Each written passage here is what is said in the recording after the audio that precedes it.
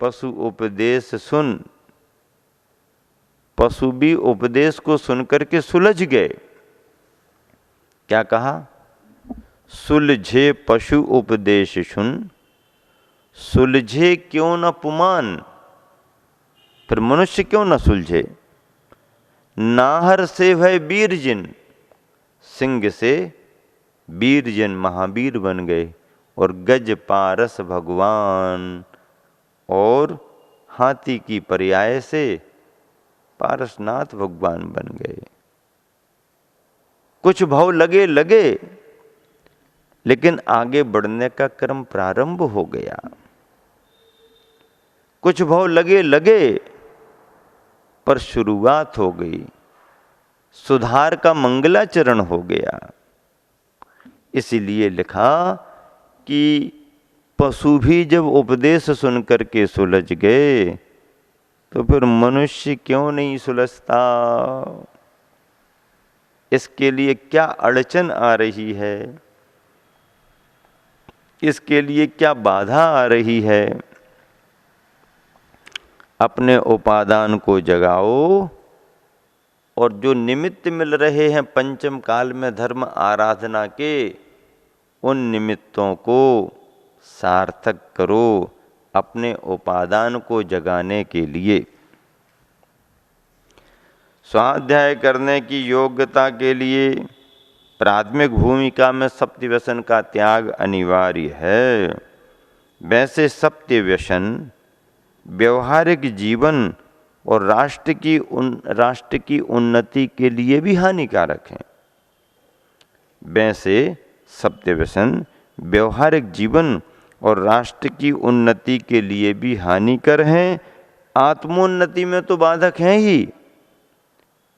आत्मोन्नति में तो ये व्यसन बाधक हैं ही, बल्कि राष्ट्र की उन्नति के लिए भी हानिकर हैं। व्यसन व्यक्ति का पतन करता है। व्यसन और बुराइयां व्यक्ति को बर्बादी के मार्ग पर ले जाती हैं। इसलिए व्यसन और बुराइयों से प्रत्येक व्यक्ति को बचना चाहिए। मैं बार बार कहता हूँ कि व्यक्ति के पास में साधन सुविधाएं हो भी सकती हैं, नहीं भी हो सकती हैं। कोई पैसा ज़्यादा कमा लेता है, कोई ज़्यादा नहीं कमा पाता है। किसी के पास में प्रॉपर्टी ज़्यादा हो सकती है, किसी के पास कम हो सकती है। ये बात अलग अलग है, अपना अपना योग है। लेकिन इतना मैं अवश्य कहता हूँ कि करोड़ों अरबों की भी संपत्ति क्यों ना हो, क्या लाखों करोड़ों की संपत्ति भी क्यों ना हो, अरबों की भी संपत्ति क्यों ना हो, यदि व्यक्ति व्यसनों में फंस गया, यदि व्यक्ति व्यसन और बुराइयों में लग गया, तो देखते ही देखते सड़क पर आ जाता है। वो करोड़पति अरबपति भी सड़क पर आ जाता है। और प्रतिदिन कमाने खाने वाला आजीविका का कोई बड़ा साधन नहीं है, कोई उसके हाथ में प्रॉपर्टी भी नहीं है, 2 पैर और 2 हाथ उसको मिले हैं, बुद्धि में सद्विचार हैं, और व्यसन बुराइयों से व्यक्ति यदि दूर है तथा मेहनती है, मेहनत करता है, तो ऐसा व्यक्ति भी धीरे धीरे करते करते, धीरे धीरे करते करते अपने घर परिवार के खर्चे चलाते चलाते, कुछ बचाते बचाते बचाते बचाते एक दिन संपन्न हो जाता है। कहने का मतलब ये है कि व्यसन और बुराइयां संपन्न व्यक्ति को भी निर्धन बना देती हैं, और व्यसन बुराइयों से रहित जीवन निर्धन व्यक्ति को भी संपन्न बना देता है। व्यसन बुराइयां जहां व्यक्ति को आर्थिक दृष्टि से हानिकर होते हैं, वहीं पर स्वास्थ्य की दृष्टि से भी वो हानिकर हैं और धर्म की दृष्टि से तो हानिकर हैं ही। इसलिए ऐसे व्यसनों को, बुराइयों को छोड़ देना चाहिए और उनके त्याग का नियम लेकर के फिर स्वाध्याय करने के लिए ग्रंथों को पकड़ना चाहिए। और जब तक ये व्यसन बुराइयां नहीं छूटी, तब तक आप आचार्यों के इन ग्रंथों को, धर्म की सच्चाइयों को पढ़ने के लिए ग्रंथों को छूने के, लेकर पढ़ने के अधिकारी नहीं हो। मैं नहीं कह रहा हूं, श्रावकाचार्य के ग्रंथों में बात आई है। अमृतचंद्र स्वामी ने स्वयं पुरुषार्थ सिद्धि उपाय में पात्रता बतलाई है। इसीलिए जिनवाणी का अध्ययन तो करो, लेकिन जीवन को व्यसन और बुराइयों से बचाओ। स्वाध्यायः परमं तपः कहा गया है, यह बात ठीक है, किंतु ध्यान रहे तप व्रत अंगीकार करने के बाद ही आता है। स्वाध्याय परमं तपः कहा, ये बात तो ठीक है, पर ध्यान रहे, क्या ध्यान रहे? तप जो होता है वह व्रत अंगीकार करने के बाद ही आता है। अतः व्रतों यानी अणुव्रत महाव्रत को अंगीकार किए बिना जो पठन पाठन किया जाता है वह स्वाध्याय भले ही हो, पर तप कभी नहीं हो सकता। वृत्ति बने, महावृत्ति बने बगैर जो स्वाध्याय किया जा रहा है या स्वाध्याय किया जाता है, वह स्वाध्याय तो हो सकता है, पर उसका वह स्वाध्याय परम तप नहीं हो सकता, बल्कि तप ही नहीं हो सकता। हाँ, स्वाध्याय परमम तपः है, पर किन के लिए? जो व्रती बन गए हैं उनके लिए। फिर जो व्रती नहीं बने हैं उनका स्वाध्याय क्या है? उनका स्वाध्याय स्वाध्याय है, पर तप नहीं है।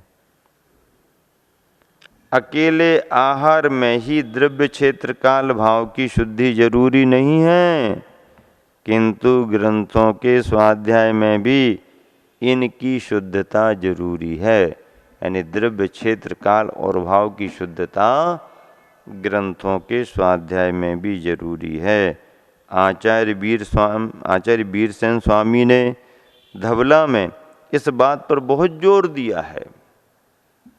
आचार्य वीरसेन स्वामी ने धवला में इस बात पर बहुत जोर दिया है।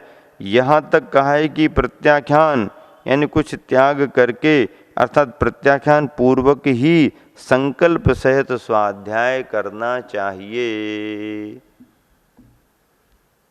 चाहे 8 दिन पढ़ने का नियम लो, चाहे महीना भर पढ़ने का नियम लो, चाहे जब तक ग्रंथ पूरा ना हो तब तक पढ़ने का नियम लो, नियम लेकर ही स्वाध्याय करना चाहिए। पढ़ने का नियम भी होना चाहिए, और जब तक यह ग्रंथ पूरा नहीं होगा स्वाध्याय में, तब तक इस तरह का हमारा त्याग रहेगा। क्या रहेगा? क्या रहेगा? हाँ, त्याग रहेगा। त्याग की तरफ ध्यान जल्दी नहीं जाता है। पढ़ना पढ़ाना आसान लगता है, अच्छा लगता है। क्या? पढ़ना पढ़ाना आसान लगता है, अच्छा लगता है।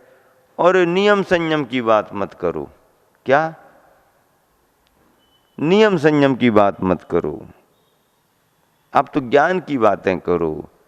अरे भाई, ज्ञान की बातें तो सबको अच्छी लगती हैं, पर जब तक वह चारित्र में न ढाली जाएं, तब तक जीवन में क्या मिलेगा? अकेली चर्चा करने से कोई पेट भरता है क्या? स्वाध्याय करने वाले को चाहिए कि आगम के किसी भी संदर्भ को शब्दार्थ, नयार्थ, मतार्थ, आगमार्थ और भावार्थ के माध्यम से समझकर स्वयं की धारणा बनाए एवं जिज्ञासुओं की शंकाओं का समाधान करे। स्वाध्याय करने वाले को चाहिए, कितनी बढ़िया बात कही, कि वह आगम के किसी भी संदर्भ को पहले शब्दार्थ से, ये शब्द जो लिखा है इस शब्द का अर्थ क्या है, इस शब्द के कितने अर्थ हो सकते हैं, पहले शब्दार्थ को समझे, फिर ये जो अर्थ आ रहा है शब्द का, ये किस नय की विवक्षा में आएगा, निश्चय नय के कथन के रूप में से स्वीकार करें या व्यवहार नय के कथन के रूप में से स्वीकार करें, आदि आदि। मतार्थ, मत, जिन मत, अन्य मत, बौद्ध मत, सांख्य मत, किस मत की मान्यता इस कथन में है। आगमार्थ, आगम के परिप्रेक्ष्य में इसका अर्थ कैसे समझा जाए, आगम के परिप्रेक्ष्य में इसका अर्थ कैसे समझा जाए।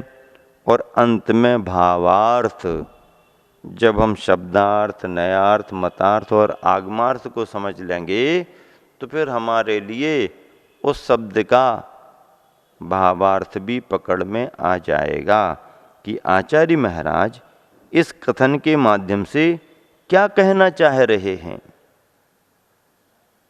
ये भावार्थ पकड़ में आ जाएगा। स्वयं की धारणाएं बनाएं एवं जिज्ञासुओं की शंकाओं का समाधान करें। इस तरीके से पढ़ता कौन है, इतनी गहराई में जाकर के कौन समझता है। शब्द का अर्थ समझे, नए विवक्षाओं को समझे, मत दार्शनिकताओं को समझे, आगम के परिप्रेक्ष्य में इसका क्या भाव है, क्या अभिप्राय है, आगमिक अर्थ इसका क्या है, और भावार्थ यानी सारांश क्या है, इन सब को समझ करके ही अपनी धारणाएं बनाए एवं जिज्ञासुओं की शंकाओं का समाधान करे, जिज्ञासुओं की शंकाओं का समाधान करे। स्वाध्यायी मुमुक्षु को चाहिए कि वह वाचना, प्रक्षना, अनुप्रेक्षा, आमनाय और धर्मोपदेश के क्रम को ध्यान में रखकर क्रमबद्ध स्वाध्याय करे। क्या कहा, स्वाध्याय क्रमबद्ध करे, क्रमबद्ध पर्याय भले ना माने, क्रमबद्ध पर्याय को भले न माने, पर स्वाध्याय तो क्रमबद्ध करे। क्रमबद्ध का मतलब क्या, क्रम से बंधा हुआ स्वाध्याय करे। आज कुछ पढ़ लिया, कल कुछ पढ़ लिया, आज ये पेज पढ़ लिया, कल वो पेज पढ़ लिया। कई लोगों के स्वाध्याय के नियम बड़े अटपटे लगते हैं।